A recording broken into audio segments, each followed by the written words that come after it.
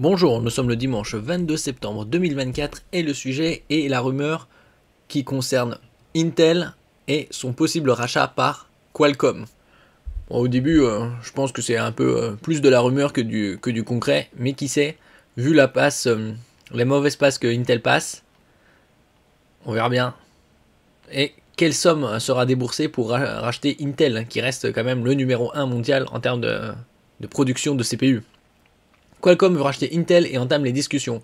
Est-ce un bon investissement pour Qualcomm de racheter Intel?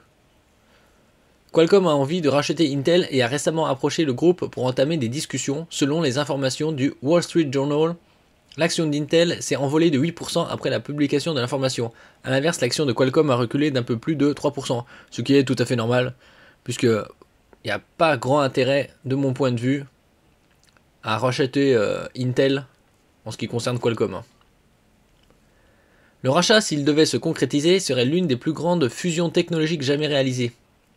Intel a une capitalisation boursière d'environ 94 milliards de dollars, le montant du potentiel rachat dépasserait donc les 100 milliards. Oui, ils vont pas acheter la capitalisation pour sa valeur, ils vont rajouter plusieurs milliards. Est-ce que ça vaut le coup de racheter Intel pour 100 milliards de dollars?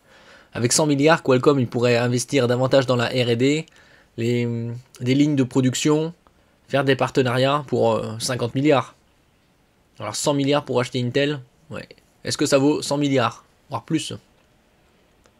Bon après, comme j'ai dit, Intel avec ses processeurs de 12e, 13e, de 13e, 14e génération, il avait quelques problèmes sur certaines gammes de processeurs.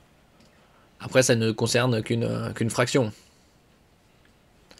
Un rachat est loin d'être certain. Cependant, même si Intel se montre réceptif, une transaction de cette ampleur ne manquera pas d'attirer l'attention des autorités antitrust. Bien qu'il soit également possible qu'elle soit considérée comme une occasion de renforcer l'avantage concurrentiel du pays dans le domaine des puces, puisque Qualcomm et Intel sont américains. Pour conclure l'accord, Qualcomm pourrait avoir l'intention de vendre des actifs ou des parties d'Intel à d'autres sociétés.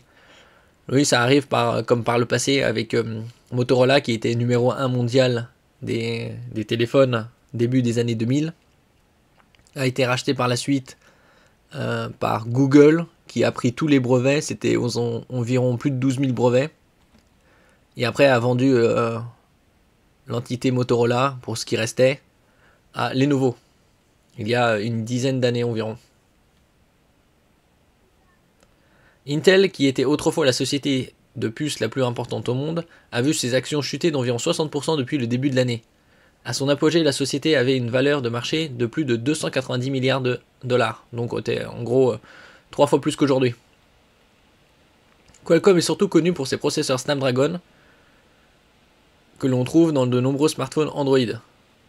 C'est surtout au niveau des CPU pour smartphone qui est connu. Et là, récemment, depuis le 18 juin, il y a les CPU ARM pour les PC Copilot+. Il y a quelques dizaines de modèles sur le marché déjà.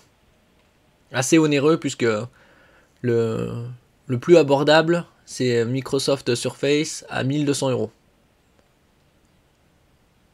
Qualcomm, oui. Le groupe dévoile également des modems 4G et 5G, que ce soit pour les smartphones Android ou les iPhones d'Apple. Pour sa part, Intel est surtout connu pour ses processeurs à destination des PC et également les serveurs. Nous verrons si ça se concrétise. Personnellement, je suis dubitatif que Qualcomm rachète Intel. 100 milliards, c'est une somme énorme. Et quel intérêt aurait Qualcomm à posséder Intel?